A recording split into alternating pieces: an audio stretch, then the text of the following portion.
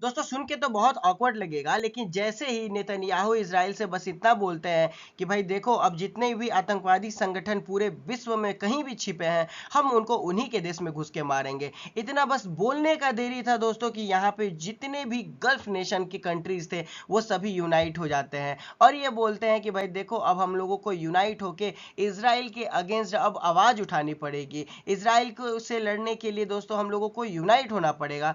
दोस्तों बात यहाँ पे अपने देश को बचाने की नहीं है, देश को तो प्रोटेक्ट करने के लिए ऑर्गेनाइजेशन होना जरूरी है, लेकिन ये अभी क्यों हुआ जब बात की गई टेररिज्म की। तो दोस्तों मैं हूं राहुल मिश्रा, स्वागत करता हूं आपका अपने इस यूट्यूब चैनल पे।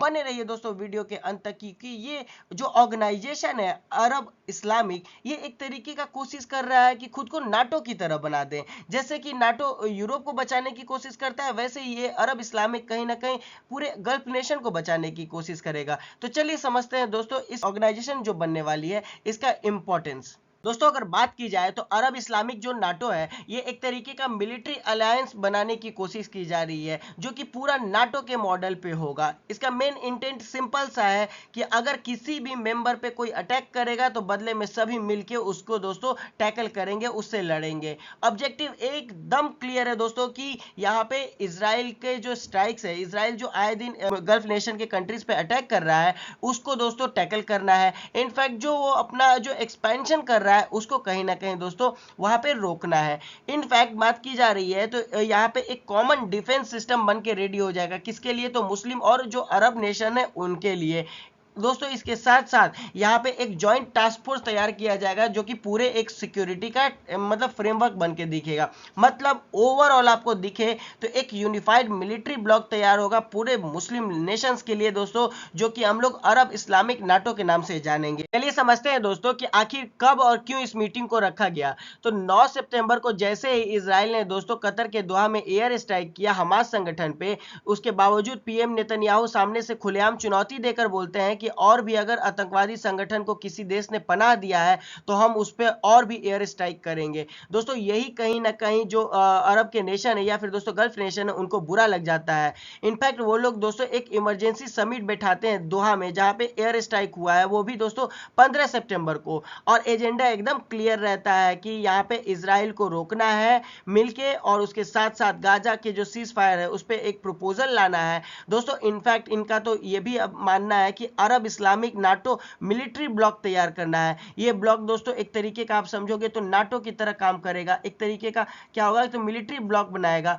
चलिए समझते हैं दोस्तों कि आखिर इस समिट में किसने किसने पार्टिसिपेट किया है। तो दोस्तों जैसा कि हम लोग जानते हैं कि कतर के दोहा में ये दोस्तों मेनली समिट हुआ था, तो होस्ट किया गया था अमीर शेख तमीम बिन हमद अल थानी के द्वारा। और दोस्तों सामने से इजिप्ट ने तो यहाँ तक बोला कि भाई देखो एक काम करो, अरब की तरह या फिर नाटो की तरह एक अरब में भी एक ऑर्गेनाइजेशन बनाओ जो कि मिलिट्री संगठन बन के उभरेगा। दोस्तों पाकिस्तान के द्वारा जो प्राइम मिनिस्टर शहबाज शरीफ है और फिनेंस मिनिस्टर इसक दार है वो तो बोलते हैं कि एक ज्वाइंट टास्क फोर्स बनाओ। दोस्तों तुर्की के द्वारा बोला जाता है कि जो प्रेसिडेंट एर्दोगान है वो मेनली बोलते हैं दोस्तों कि एक काम करते हैं सभी मिलके इजराइल पे एक इकोनॉमिक प्रेशर बनाते हैं। दोस्तों ईरान का यहाँ पे मानना है, जो वहाँ के प्रेसिडेंट है मसूद पजेश्कियान, वो दोस्तों बोलते हैं कि आज भले ही कतर है लेकिन कल के डेट में अरब की तरह और भी जो देश है अरब में वो भी तो हो सकते हैं। इनफैक्ट दोस्तों इराक की बात करें तो वहाँ के प्रधानमंत्री जो है मोहम्मद शिया अल सुदानी, वो तो बोलते हैं कि जॉइंट सिक्योरिटी फोर्स तैयार करो।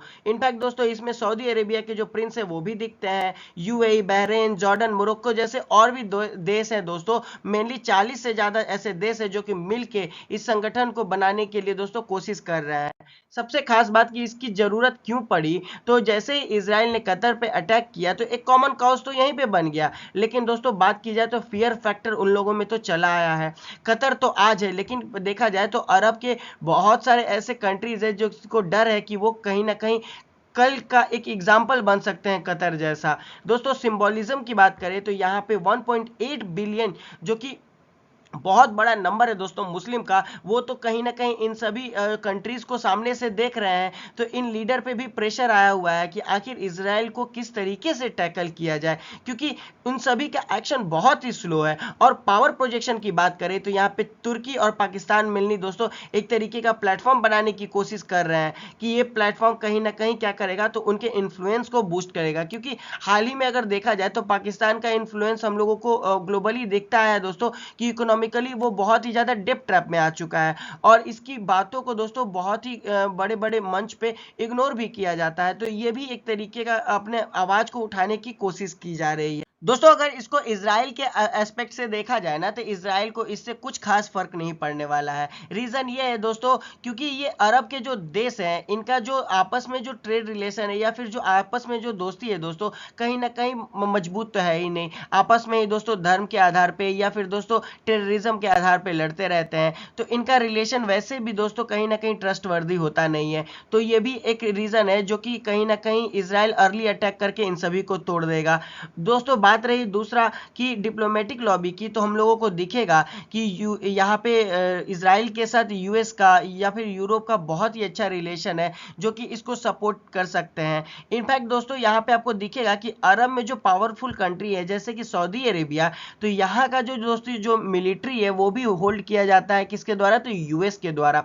इनफैक्ट दोस्तों यूएई, जो कि दोस्तों आपको दिखेगा कि यूएई के साथ जो यहाँ पे इजराइल का एक अब्राहम कॉर्ड साइन है 2020 में, जो कि दिखाता है कि दोनों कंट्री मिलकर अपने ट्रेड रिलेशन को और भी अच्छा बनाने की कोशिश कर रहे हैं। तो इन दोनों कंट्री के कारण दोस्तों हम लोगों को दिखेगा कि जो अरब के नेशन है ये क्या करेंगे दोस्तों, तो इस ब्लॉक की यूनिटी को तोड़ने का काम करेंगे दोस्तों। अगर बात की जाए डिफेंस एंड टेक्नोलॉजी की, तो यहाँ पे इजराइल जो है अपने आयरन डोम को यहाँ पे अपग्रेड कर सकता है, साइबर वॉरफेयर को, या फिर दोस्तों इंटेलिजेंस, जो कि मेनली एक स्ट्रेटेजिक एज है, जिसके कारण दिखेगा दोस्तों कि जो भी उस पर अटैक करने वाला है या फिर जो भी अटैक करने का अप्रोच भी करेगा दोस्तों, तो कहीं ना कहीं ये खुद को प्रिपेयर कर लेंगे, क्योंकि इसके पास दोस्तों हथियारों की कमी नहीं है। इनफैक्ट हथियार भी कम पड़ जाए तो इसको सपोर्ट की कमी नहीं है। तो कहीं ना कहीं इजराइल इनडायरेक्टली इन पे हमेशा भारी पड़ने वाला है दोस्तों। अगर बात की जाए तो अरब इस्लामिक नाटो का जो मेनली प्रपोजल रखा गया है वो इंडिया के लिए एक बहुत ही बड़ा सोचने का यहाँ पे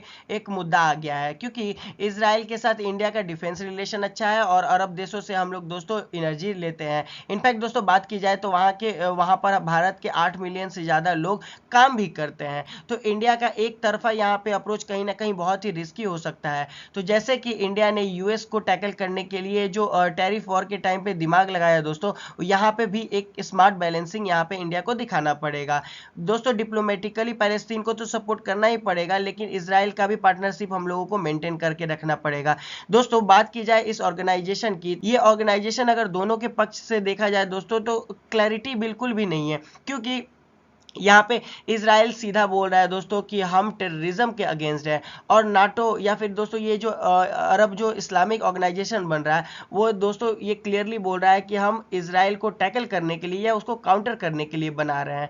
तो दोस्तों इस तरीके का ब्लॉक कहीं ना कहीं आपको दिखेगा कि ग्लोबली खुद को प्रूफ करने में ये लोग अभी क्लियर नहीं है। इनको दोस्तों प्रॉब्लम हो सकता है, क्योंकि यहाँ पे टेररिज्म खत्म करने की तो बात हो नहीं रही है, ये लोग बस काउंटर करने की बात कर रहे हैं।